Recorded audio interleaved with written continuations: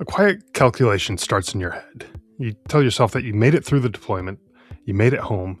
Somehow, it still feels like you're fighting something that you can't see, something that's in your head.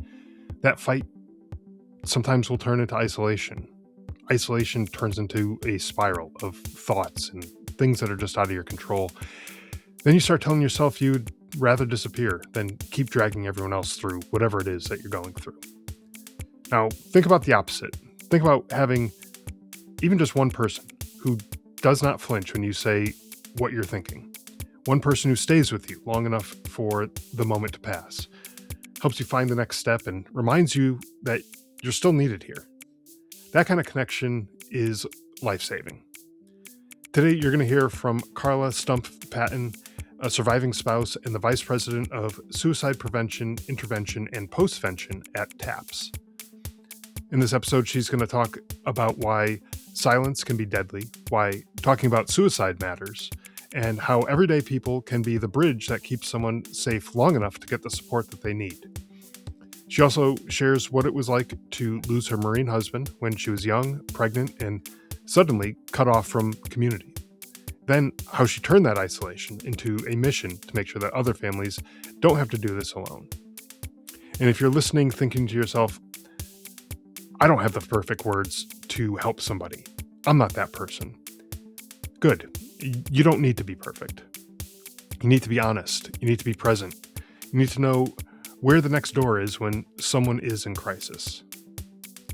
Before we get into this episode, though, I want to take a moment to raise awareness for something that's important to our community, the Global War on Terrorism Memorial Foundation.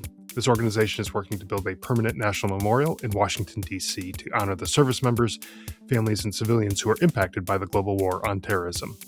This memorial serves as both a tribute to those who served and a way to ensure that their sacrifices are recognized and remembered for generations to come. If you'd like to learn more or find out how you can support their mission, visit gwatmemorialfoundation.org. Now let's get into today's episode.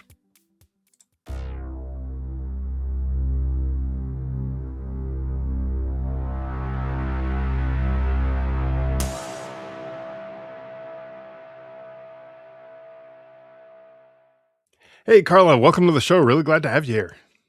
Thanks, Scott. Glad to be here with you and your audience. Yeah, absolutely. So before we jump into the conversation and kind of talk about everything that we are going to be talking about today, could you maybe just give us a little background on yourself, introduction about yourself, and let our listeners know a little bit about you for those who maybe haven't heard of you before?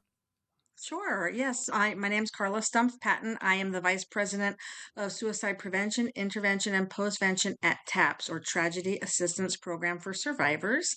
I am also a surviving spouse. I lost my husband, who was an active duty Marine, back in 1994. So 31 years ago, he died by suicide at the age of 24. We were a very young military couple at the time, and that's a tremendous part of really kind of my story and why I do what I do, and hopefully here to help within our military community for bringing awareness to the issue. Yeah, absolutely, and it's a huge issue, and I mean, it was an issue obviously back then, 31 years ago, like you said, but it's continued to be an issue, and unfortunately, when you look at some of the statistics, it doesn't really look like it's getting much better. Like there's still an issue there, and sometimes it's frustrating, especially having started this podcast with the intention of helping folks who are struggling, Right. and you start seeing these numbers and these reports and everything, and it's like, man, what are we missing? There's something that we're missing. I'm sure we're going to get into some of that stuff because I'm sure you have kind of used your time doing this stuff at TAPS and kind of figured some of these things out and tried to make some good strides there. So tell us a little bit about your role. You said you're the vice president of suicide prevention, intervention, postvention at TAPS. Right. What are some of the things that you do there, and how do they support these folks who are potentially struggling with some of these things?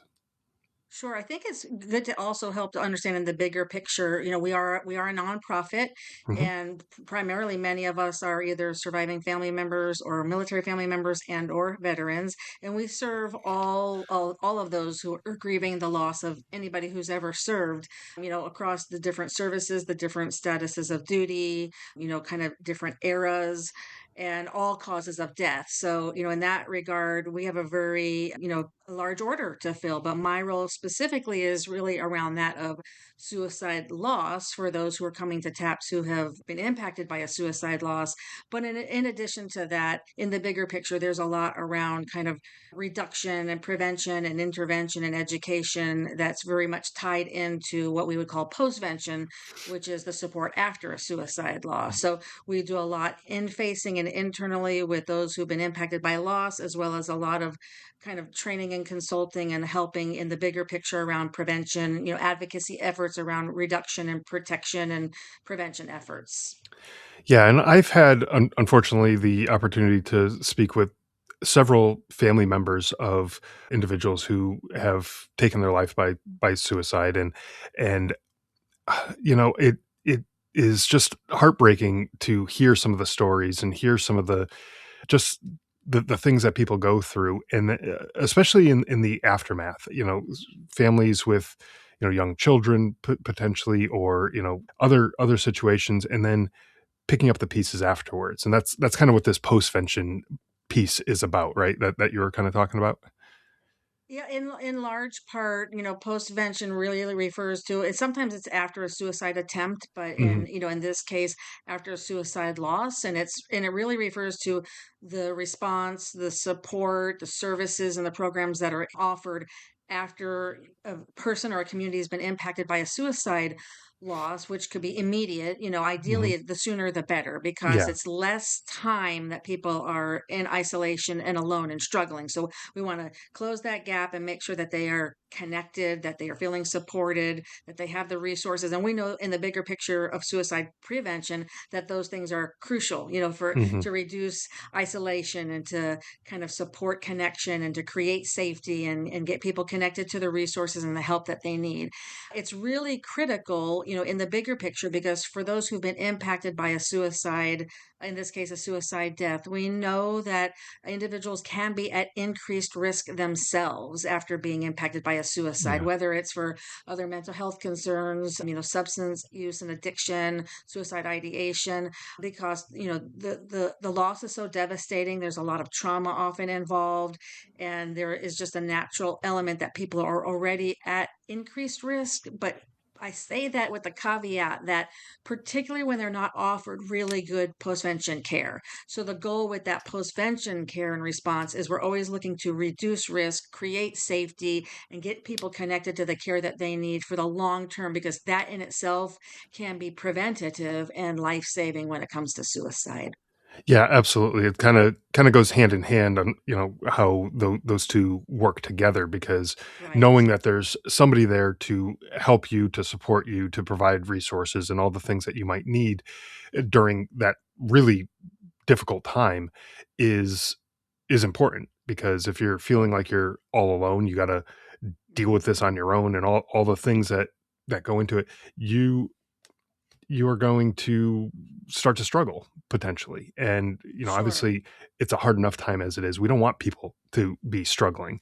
Ideally, though, we wouldn't want people to be in that situation post a suicide situation, right? That's why I think the prevention aspect of the work that you do is so important.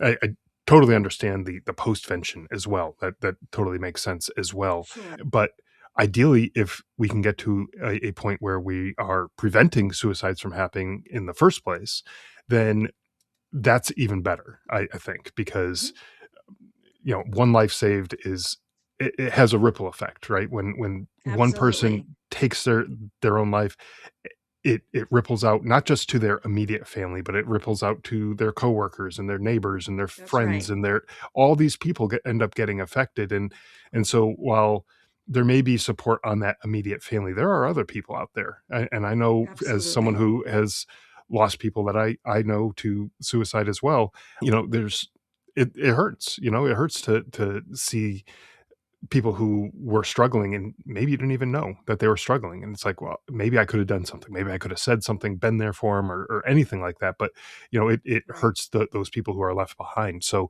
if we can focus that effort on the prevention side, that would be great. But I know there's, as we were talking before, there's some challenges with suicide prevention. What are some of the things that you guys are doing to work on the prevention side of things? Well, I'm glad that what you just brought up, we're talking about that ripple effect, and we know, and from what research has told us, we know that yeah, around approximately 135 people, give or take, are impacted by one suicide loss. And as you mentioned, it's more than just kind of what we would call, primary next of kin or immediate Hmm. family members. It is, the community members, the friends, family, colleagues, coworkers. It could have been medical providers. All of these people who are now impacted, struggling with many of maybe the questions that you have. And depending on the nature of the relationship and the closeness of the relationship, some might be grieving more deeply or maybe Hmm. impacted by trauma more than others. However, the positive, if there's a positive that comes out of that, and I could speak, for myself and on Sure. behalf of, probably like tens of thousands of survivors, that we've worked with over the years, most people who've been impacted by a suicide death, prevention, like reduction and prevention becomes a really important issue because we don't want our loss to be in vain. We want, what our loved one may have gone through to maybe there's a takeaway that there's lessons that can be learned. So what can we learn from that tragedy to help with the loss of other future lives that can lend Mhm. itself towards prevention efforts. And I will say, in the field of suicidology, the scientific study of suicide and what we know about that, a large part of what we have learned about prevention, intervention, kind of like what works, what helps, what doesn't help, in large part has come from the people with lived experiences. So the people who have survived attempts, so a suicide attempt survivor and suicide loss survivors, who in the look back and reflecting on their personal experiences or perhaps, their loved ones and their friends, that we can't bring them back, Mhm. so at this point, people might wonder, well, like, well, prevention is not going to help them. But in the bigger picture, I think a good and important message for people to know is that prevention many times does work. We just don't hear those statistics as much. And when every person we lose, they're not they're more than a number, like they're like an n of one, like that's Mhm. my person, they're not a statistic. Right. But statistics can be helpful when we're trying to measure, outcomes and if reduction is helping and if lives are being saved. But we oftentimes don't hear the numbers about what really worked and when the lives are saved. So what I would like to talk about, like the success stories, when people may have been struggling and they asked for help and they were able to needs were met or they were able to get the treatments that they needed, the support that they needed, and their lives were saved, including those who've been impacted by a loss. And so our collective voices, throughout, I would say, the past several decades have really been instrumental in where we are today. And, having, several decades behind me personally, and professionally in the look back, we did not have what we had just 30 years ago. There was no veterans crisis line, there was no suicide prevention coordinators at the VA. This historically had been an issue that was not talked about, was not addressed. And, most of us were suffering in silence, including the people who were struggling, with suicide thoughts and behaviors. And so we have made tremendous strides. They're never going to be enough because we're still losing people. So Yeah. I say that knowing that it's still not enough, but it's better than, it has been in the past. And this is not an issue that's exclusive to our military and veteran community. It's a human issue, right? And Right. nobody's truly immune to that. So in the bigger picture, suicide's very complex. It's very complicated. There's no single answer. Every person is individual and as far as what their needs are, their struggles, and what could be helpful. So many of us, even in the look back, what may have been helpful to our loved one, what we think might have made a difference, we'll truly never know because they're not necessarily here to speak for themselves, but we can be their voice, and same for those who maybe have struggled themselves, that Mhm. they can share their experiences about what was helpful for them. It might not work. It's not one size fits all, So when it comes to some of these prevention efforts and different interventions and treatments, we need a lot of options. So if somebody doesn't feel maybe comfortable going to their provider or, a certain agency or an organization for help, they need to have alternatives that work for them. If they are worried about, trusting the system or fearful about, what help might look like. So the more we start by having these conversations and we kind of join forces, as we know in our military community, in addition to, whether it's, for active duty or on the veteran side with the VA, we have, so many amazing smaller nonprofits and individuals and organizations and agencies that are all coming together. And now, we're talking about suicide openly and directly and publicly, and we're addressing this, in our conversations. That is a huge step towards educating around prevention. So Mhm. we're on the right path. Right, absolutely, and I think you touched on a key point there too, as far as not letting that death be in vain, and maybe learning something from that experience that a particular individual went through, and how maybe there we can pull out a couple little nuggets of information that, when you combine that with all the other little nuggets of information from all the other situations, you start to get this data.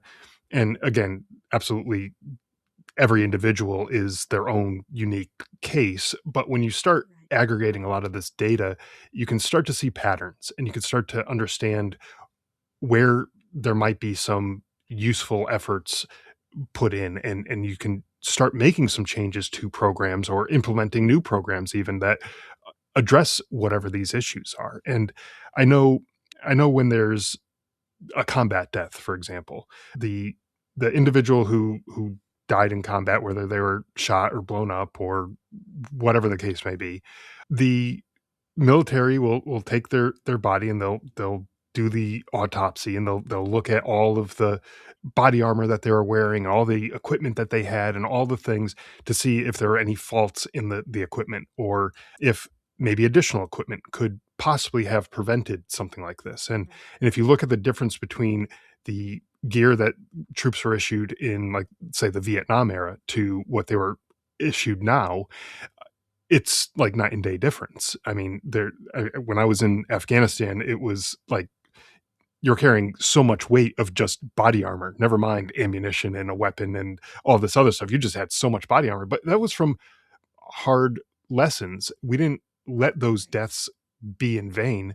Just say, oh, well, that person died. Let's, ship them off to their family, and let's, kind of forget about them and keep going along as business as usual. No, we took the time, we looked at Right. the individual cases, aggregated all that data, and then we started to put the pieces together and say, hey, you know what? If we had better body armor, maybe some of these people would have survived. And they are. I mean, there's far less combat deaths in the recent wars, the 20 years of the Iraq and Afghanistan wars, and all the other wars that were taking place around the world, far less than what happened in Vietnam or Korea or World War II or anything like that. And the time period was much longer, so you would expect that there would be possibly even more deaths during a war of that length, but there weren't. There were a lot less. Unfortunately, where we're losing people is when we come back home, and that's Right. where it almost seems like home is more dangerous than war Yeah. these days, and so that's where Right. this type of information comes in handy. And I don't want to say that, it's a great thing to have, because obviously you don't want anyone to die this way, but as opposed to just forgetting about it and throwing that away and all that information, let's collect it and let's use it, and identify what could we do differently. And you're right, That's there's a right. lot of new programs and a lot of things going on now that weren't around 30 years ago, you know. Right. Yeah. So I know, unfortunately, you had this experience yourself, that which you mentioned, with your husband. And how did that influence you as far as your profession, what you're doing now for work? I mean, obviously there's that there's a close association with what you're doing, but were you already kind of on this track to work with folks in this way, or was this kind of your new calling, if you will, after the situation with your husband? Yeah, so we're, going back 30 plus years. I was, a really young military wife at the time, and I was in school, and, we were achieving our, dreams as a young married couple, homeowner. He would become Mhm. a drill instructor. I was in school, and we also, the year that he had died previously, we found out we were pregnant. And so, things felt like, we're making our way as any, young couple would, the challenges within the military. And of course, with his death, everything changed. Mhm. And, it's a very long, complicated story, as most of our stories of, loss are. I will say it was profoundly life changing. As a very young military widow, I was also pregnant at the time within days of his death, and gave birth several days after he died. Mhm. And in those moments I knew that I had to survive this somehow. I did not know what that was going to look like, when it was going to happen, or how it was going to happen. And for those listeners who are younger, back then there was no smartphone, there was no Google. We had a phone book, we had a library. We had to, like, just depend on what existed. And as it was hard enough being a young military widow, because then I also lost my entire military community Mhm. at that point. There was no way to find them. We had to either have a phone number or write a letter. And with suicide loss, people don't know how to respond to that. So I lost many people who were in our circle of support. The military did not know really how to support or respond to that. And so, fortunately, we had our family to depend on one another, but none of us knew how to navigate this. But I just knew that suicide had the potential to just to destroy us. And I had to find a way for myself and at that point, my newborn baby to survive, and to somehow transcend beyond that. That somehow, if I could do that, I would use my voice, for my husband who couldn't speak, to Mhm. help the military in any way I could, if we could help address this. But also for people like myself, that they didn't have to endure what I had gone through. It was incredibly isolating and lonely, feeling kind of not having a place to belong, and feeling very disconnected, not knowing how to navigate this path forward with, the grief and the trauma, and understanding the complexity of suicide. And so that started my journey immediately, just to understand, the grief related to this, the trauma around this. How was I going to talk to my child one day? Also understanding the complexity of suicide, like, around, why do suicides occur? Am I the only one? And I found, like, I wasn't the only one. And it was very hard to kind of find my military community back then at that time. Now we can get people connected so much more quickly, and the military is doing a much better job about addressing that. And so that started my journey, and being kind of very alone on that, I realized I needed, more education and more training, because nobody was going to take my voice at that point, Mhm. as a military widow, seriously. And Right. so I knew I needed training and education and knowledge. And so, between all of that, and building my own experience, and using my own personal experiences combined with professional experiences, that's really what led me on the pathway. So when I finally found my way to TAPS, because TAPS was around, but we didn't know how to find each other back then without the computer. And Sure. so when I finally found my way to TAPS, I was at a level of kind of like more subject matter expertise and professionalism. So I had the personal nature of the lived experience, and then the professional background and the experience around suicide, kind of education and prevention, and grief and bereavement, that I finally found my people, that I knew that this could directly help the people in the military community. So I will say, on my journey, when I did find TAPS, they were the first organization that not only welcomed me, but also said, we will support suicide law survivors, because historically, we were not Mhm. included in resources. In fact, we would be turned away because we didn't meet criteria or eligibility. There were no scholarship foundations, back at that time. So it was, isolating for many reasons, including the stigma, the taboo, the things associated with suicide law. So I am, more hopeful than ever that that has changed. And again, from the voices, the experiences, the advocacy of all of those within our military community and family members, veterans, leadership is a vital part of that. And I will say that is another piece that TAPS is heavily involved with. It is giving a platform for advocacy towards policy change and legislation. We have a team in DC that works tirelessly around that. So we include our family members, survivors, when we have those opportunities to lend their voice, to give statements for the record, to testify, in front of Congress. So anytime we can do that, it's been extremely beneficial. We've given, actionable recommendations and work closely with, the secretaries of the VA,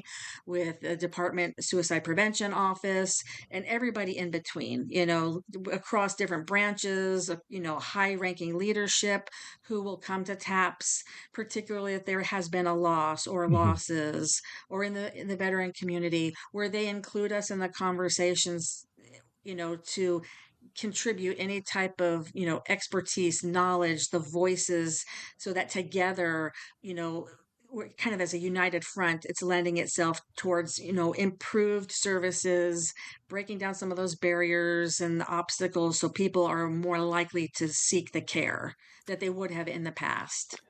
Yeah, and, that I think is an important piece there because, like you said, way back when, talking about suicide was very taboo, and it wasn't a thing that people were very comfortable with, and it's still, to some extent, that way today, but it was much more so years ago.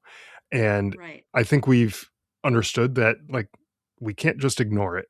We have to start talking about it. We have to do Mhm. something about it. Otherwise, it's just going to keep happening and we're not going Right. to make any progress here. And so, having these conversations and these programs and all the things that are available now allow us to make some progress and try things out, see what works, see what doesn't work, what's helpful in the whole grand scheme of things. Because if we're just ignoring it and pretending it doesn't exist or not providing support to people because it's a taboo thing to talk about, then we're not going to make any progress here.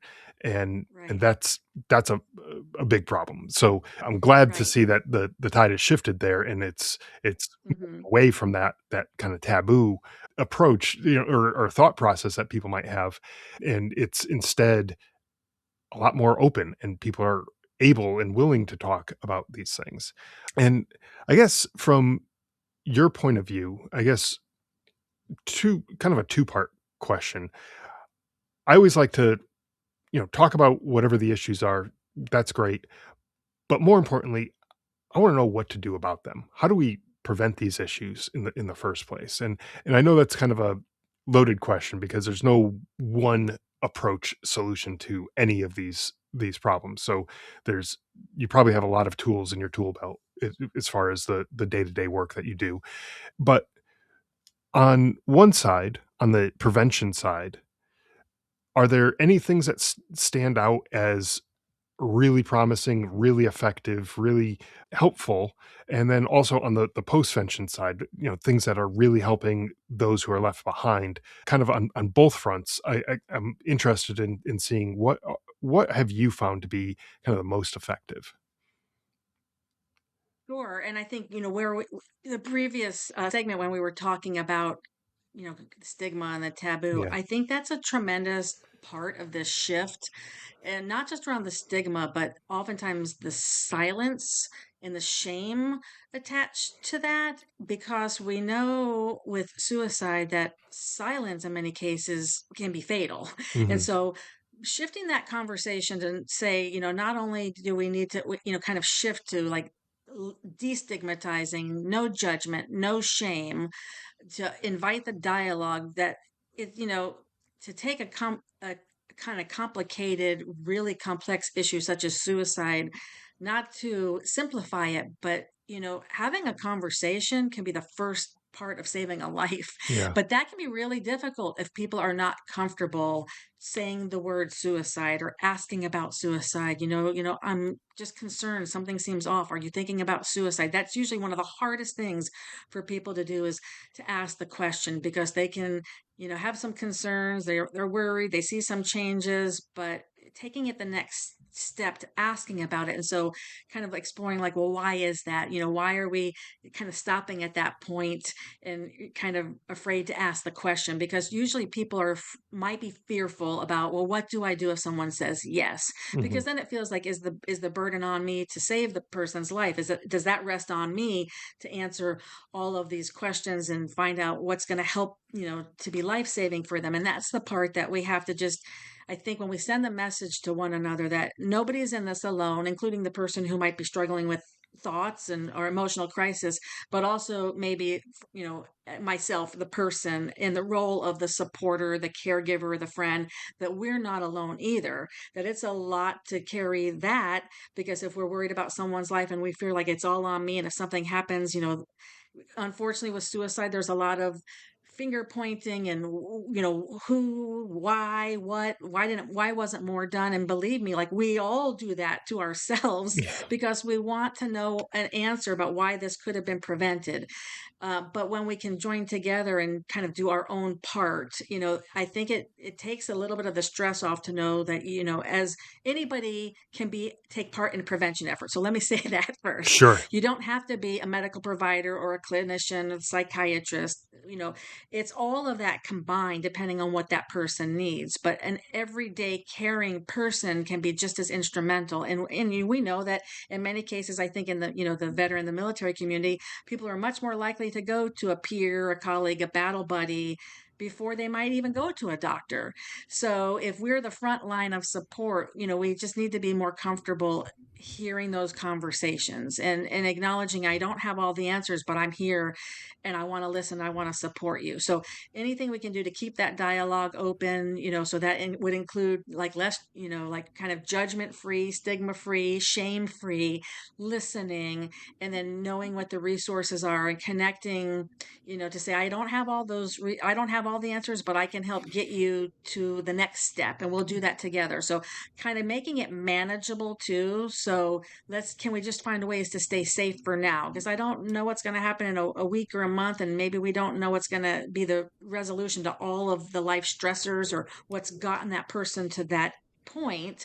But in the moment, if we can find ways to try to stay safe for the time being until maybe a crisis can stabilize or we can get connected to help, it can be tremendous as far as like a life-saving effort. So anybody can take part in that. It doesn't always have to be, some, fundamental, thing that seems like it's so enlightening, like this was the answer that saved their life. We all could take part in that. Yeah. And starting these conversations, and more organizations that now are making this a priority, are all, positive steps in that direction, between, the Department of Suicide Prevention's office and the VA and everybody in between, where this is one of the leading priorities between manpower and research and funding, that it's a priority, which is really important to see. It's, it can never happen fast enough. And even then we also need people trained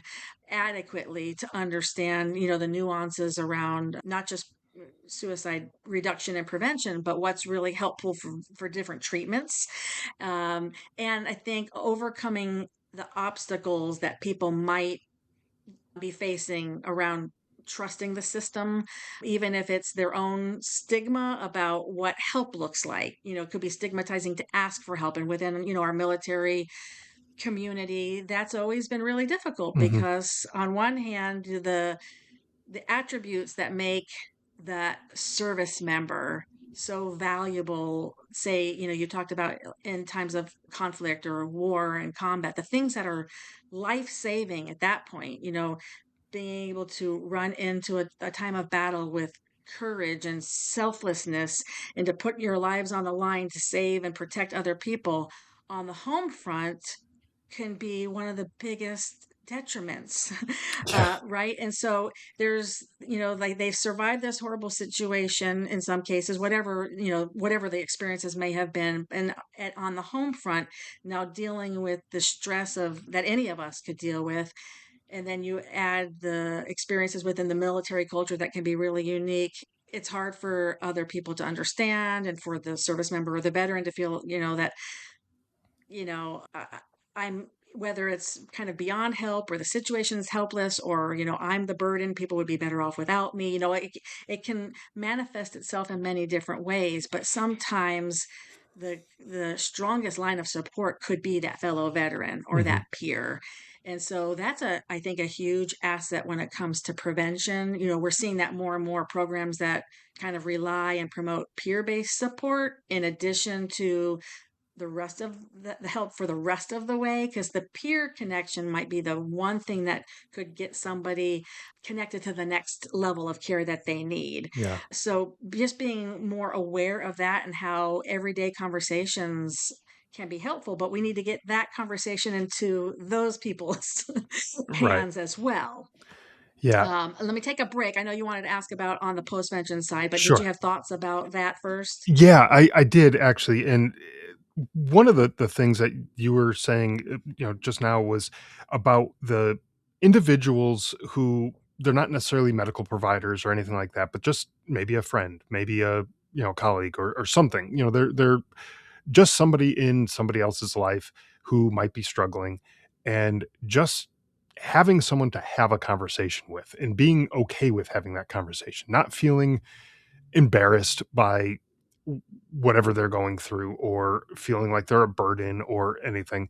One of the things I've said before is that if you are struggling with something, or sorry, if somebody else in your life was struggling with something and they came to you and they said, "Hey, I need help with whatever it is." It doesn't even have to be suicide things. It's like, "Hey, my finances are a mess, or my marriage is a mess, or my whatever thing."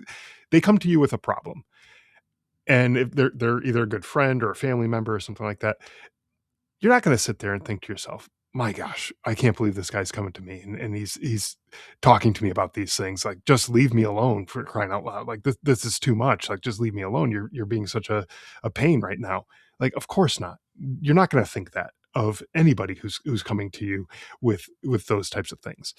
Especially if it's someone who you care about. You're gonna care that that person gets the help that they need, and you're gonna talk them through it and help them through whatever it is that they're having a problem with. That's just what friends, that's what family, that's what these people do. And so when you have someone who's sitting there struggling with, do I want to kill myself or not? Mhm. God, imagine if they go to a friend or a family member or something like that. They're not Those other people are not gonna look at that person as a burden. They're gonna say, "Well, thank God you came to me." Right. Thankfully, you were strong enough, brave enough, willing enough to Right. be able to come to me. Right. And having conversations with people doesn't matter, what their relationship is, but just being able to talk to somebody is super important. Even in the platoon that I deployed with to Afghanistan, we had lost several guys after coming home to suicide, and the platoon sergeant that we had, he created a Facebook group and invited all of us from the platoon into the Facebook group, and we all could chat and share amongst each other, and like, "Hey man, I'm kind of struggling, let's talk about it." And people can come into this group and have conversation. Most of the time we're screwing around and we're just making jokes and stuff, but it's a place where people can come to, and there's always someone there who you can talk to. Mhm. And I know it's Facebook, it's not face to face, it's not in person or whatever, but it's there. It's a and just another resource. A lot of us That's have right. moved around the country, so we're not all right next door like we used to be or anything like that. So, we're all spread out. So this is better than nothing. Obviously looking back Absolutely. to how things were 30 years ago, where you and your husband were Yeah. in the situation you were in, there was no Facebook, there was no social media or Right. anything like that, even smartphones or anything to be able to have these kind of conversations. So it's another tool. It's just a way that people can connect. Is it the best possible tool out there? Probably not. But is it better than nothing? Absolutely. you know? Absolutely. Yeah, absolutely it is. I think that's a really powerful example about how we need a lot of options, kind of like entry points. Yeah. And if that's the point where someone's struggling, they might go there before they'll do anything else. And, you're going to have each other's back. And even if, you're not going to have all of the answers, but you know what, together, hey, let's call somebody. I learned some resources because you know what? We want people to know again that in many cases suicide is preventable, Yeah. and the message out there is that I think the false message and a myth is even part that if somebody is set on doing this, there's nothing you can do to stop it, and we want people to know that it's not inevitable. I mean realistically speaking, I don't have the answer that's going to save every single person's life, but we do know what we have learned over the years around what helps, what can be a positive intervention, and that many cases, and I can speak just from the work that we do at TAPS, we have a 24/7 helpline and we deal with very high risk people who have dealt with extreme traumatic, scenarios and losses, that in the majority of those cases with people who might even be in crisis and struggling with suicide, having that place to talk, to kind of stabilize that crisis, and many times I would say 99% of the cases, those crises can stabilize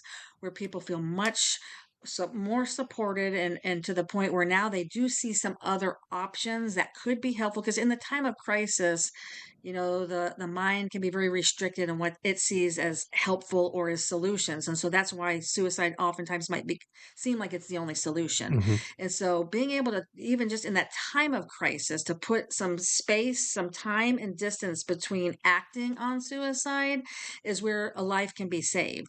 And so having something like a Facebook group to say, hey, we care and we're here for each other. We don't have all the answers. And half the time, we're cutting up and, asking each other, whatever it is. But when it comes down to it, you would put your life on the line. But then you might need more information beyond that. So I would say, in addition to that, when people can maybe have more training and maybe get into like a webinar or learn a little bit more about it. And there's so much of that out there. At TAPS, we have a learning institute where all of our webinars are archived and free and people can watch them. Of course, we do a lot of topics, but many on around the topics of suicide and prevention, intervention, postvention, with family members, with veterans, and some of our partners that are out in this space have incredible trainings that are usually all for free. So for people who want to learn more about the topic, and not to say that they're going into the field professionally, that they're not necessarily going to have to work on a crisis line, but just how to have a conversation, Okay. if and when it comes up. So now they'll know what other resources are out there, and so that nobody has to go through this alone. And we want people to know that those type of interventions and connections do save lives, Yeah. and prevention does work. We might not hear about it every day, but I can say firsthand that I get to witness that every day, where people are reaching out and they're accepting the help. In the past, maybe they didn't trust that, or what happens if I reach out for help, like in cases with our active duty folks, there could be a lot of fear around that. Like, is that going to interfere with my rank or my clearance in some way, asking for help? So dispelling some of those myths and the messaging that comes from top down, about what you had mentioned earlier. But, asking for help is not only a sign of courage and kind of a commitment to yourself, but it means that, when we're being kind of operational ready, and we're taking care of every part of ourselves to be, to give our 100% of our best self, our mental wellness has to be a part of that. Right. And so acknowledging that part as a commitment to one taking care of not only their well-being, but now you're a stronger member of the team because of it. Just like if you had an injury or any other type of ailment, you would seek help for that to kind of recover, rehab, return, get back, to the mission, so to speak. We have to look at our mental health in the same way. And I think shifting that conversation more and more, having these conversations, particularly if people share their own struggles, like, Hmm. hey, and I will say some of the most impactful kind of statements and presentations and things that I've seen have come from people in high ranks or leadership positions who did share that.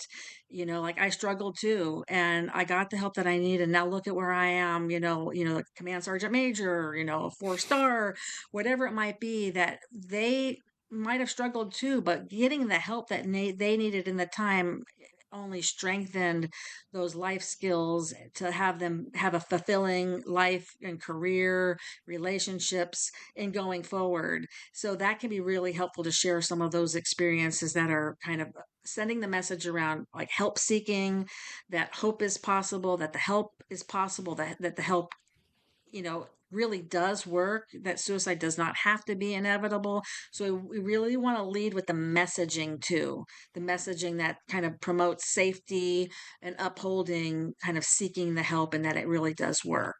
Yeah, absolutely. And some of the resources that you were talking about, some of those webinars and other training and things like that, like you said, it's not necessarily that you necessarily want to get into the profession of, like what you do or anything like that, but it's useful information to know because when you need it, that's not the time to start learning it. That's right. I've Yeah. learned how to do CPR.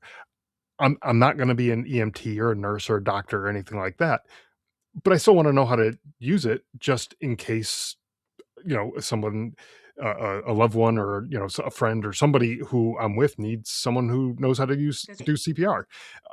I don't do it on a regular basis, but I know how to if I needed to. And mhm. I think that's kind of the same idea with some of these resources. It's like it would just be great information to have because it's kind of the same idea with the seatbelt in the car. When you need to use it, it's already too late to put it on. So, it's you kind of want to know how to use this information beforehand. So, for the listeners, go check out this information and all the resources that are available because you never know. It may actually save somebody somewhere down the line, and it may be tomorrow, it may be 5 years from now, but you never know, Mhm. and it's better to know now than to wait. So sooner the better, I think. Right. Absolutely. I would say kind of the cautionary tale there is you if I, if I may, is you don't want to be in the middle of a crisis and not know, Yeah. and that's, it's still going to be daunting and fearful, and it can be overwhelming. But the time to learn about this is before you've been impacted personally, if ideally, so that if and when the time comes, you've learned how to have a conversation or you've learned about a resource. And I love that analogy. In fact, it's very similar if we're talking about, kind of like life-saving intervention, the same way we would do with CPR, that a suicide intervention is life-saving, Right. and so just like we're not going to be the one to get them to the long term, but we want to get them out of immediate crisis to help stabilize that until we can get them connected to the long-term care that we need. We hope that we might not ever need that, but by having that training ahead of time, we're informed, we have some basic training, and we're one more person in that community that can help with life-saving intervention, Yep. if and when it's needed. So, enough can't be said about, the training, the awareness, and kind of information gathering, basic education, the way you would with in the military community, all of your training, you're trained in everything. And so That's think right. about this as one more piece of that vital training, to add to those skills. Yeah, and actually just a personal example of when you mentioned all of the training, it just kind of triggered something for me in my own personal life here. But one of the things that we learned just in basic training was how to help someone who was choking on something. From the basic medical stuff that you learn in Mhm. basic training. And throughout my entire time in the military, I never had to use that knowledge at all. But a few years later, after I got out, I had children, and one of my kids was choking on a piece of apple, and I was able to use that information, even though I hadn't used it in years. It was just like that training came back; it just kicked in right in that time period, and I was able to, kind of clear his airway and get the apple out of his throat Wow. and saved him because I had that training already. That moment, though, would be the absolute worst time to have to, pull up your phone and Google, "How do I help someone who's choking on something?" Right. That's not the time Hey, and for it.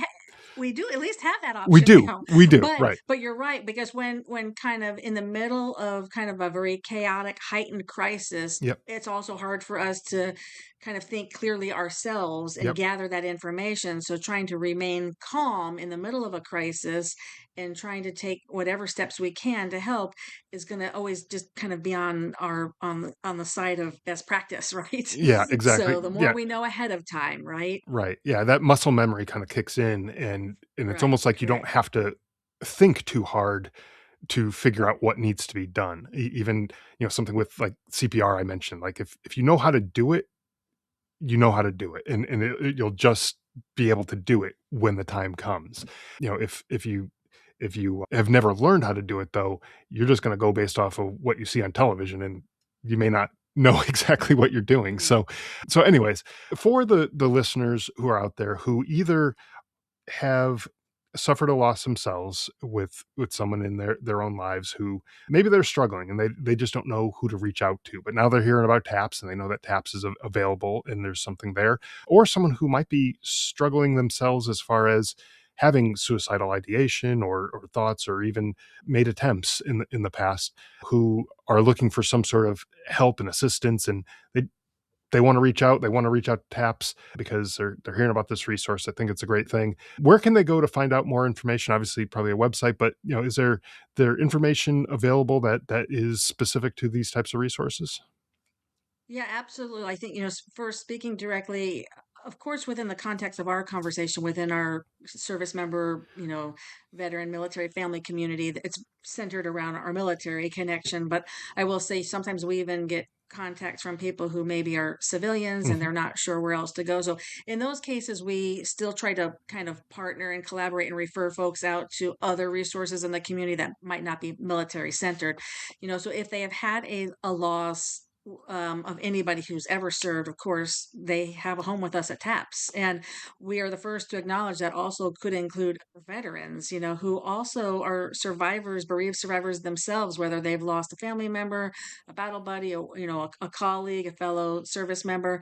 If they're struggling with the loss, we're here for them. Our services are not time limited, whether it's the day of a loss or if it's 10, 15 years after, it's never too late. They can always come to us in between, peer-based support. We have our 24/7 helpline, we have casework assistance, but we are a peer-based grief support organization. So a lot of what we do is based on that peer connection. And then we can make referrals for counseling, more professional level of care, where we find those providers who are either in an insurance network or offer pro bono services, so we can get people connected to the care. If it's outside of our mission, we work really closely with partners to get them referred to that.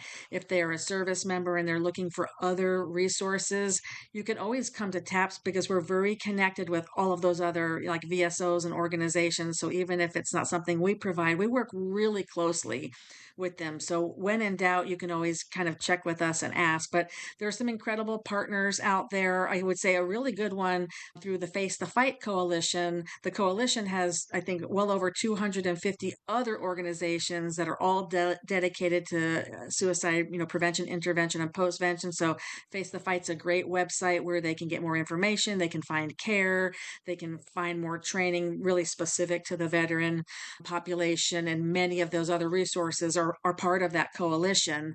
And then, as far as some of the other services at TAPS, we have, I mentioned the peer based support that we offer, but we also have events throughout the year. We have a National Suicide Survivor Seminar every year that'll be coming up this fall, in addition to many of our other events that people can attend in person and kind of gatherings in their local communities. So, some of these resources might be more on the national level, but it's really important to get connected in your local community. So there could be a nonprofit right in your immediate community that might be a place to connect for care. And if you're in maybe a rural community or part of maybe a subpopulation that you're needing more specific needs, sometimes just through kind of word of mouth, we can get you connected to some other services that can be really helpful. And of course, a lot of that can be found, on our website, and we have our helpline number. Are you going to put that? Yeah, I'll have all Oh, the your website okay, and great. the phone Okay, numbers and perfect. all the stuff in the show notes Right.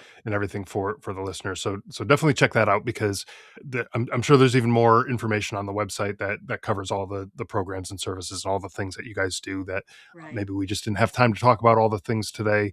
I know there are great resources for survivors of any sort, of military losses, whether it's suicide or combat related or any other sort of loss like that. So there's a lot of resources available that you guys offer, and it's really incredible that you guys are offering all this stuff. And for the listeners out there who are struggling one way or another, or know someone who is, reach out. And like you said, it's a great thing that you guys do, that you partner with other organizations to, maybe you're not the experts in one particular area, but you know someone who is, and you can refer people out, as opposed to, just, oh nope, we can't help you, and there's a door. And that's not the way to do it. And you guys do it the right way by making those referrals when you're not the right group of people for a particular situation, but who is, make that referral and say, hey, we can't help you, but these people can, and they're going to really take care of you, and they'll do the right things for you. So I think that's really incredible. And hopefully this episode lands in the right ears, and the folks who are and the folks who are listening to this will reach out and get the support and the help and the connection, I think, most importantly, that Right. they need. So Carla, thank you so much for coming on the show. Before we wrap up though, any last minute things that you might want to add, or do we kind of touch on all the Yeah, highlights? you just talked about connection, and I Hmm. think one other really valuable thing that we do at TAPS, if you are somebody within the community, whether you're active duty or already separated out from the military, we have our military mentor program, and those are folks that kind of volunteer their time. They might come out to an event, a seminar, a camp out, and we give training for that, where they will mentor one of our bereaved military children, and it's an incredible place for just purpose and connection, to stay connected to the military community, but to give back in a way that really is beyond words to express that. But you can learn more about that on our website, through our military mentor program, as a way to volunteer, and maybe find an event that might be near you that you might be able to come out and help out. We'd love to meet you and just embrace you into our TAPS family. That's wonderful. And again, thank you so much, Carla, for coming on the show, sharing, your personal story, sharing your professional experience, and all the things that TAPS is doing, all the great work that you guys are doing. So thank you again for coming on. Thanks so much for having me, and have a great day. Goodbye to all your guests. All right. Thanks so much.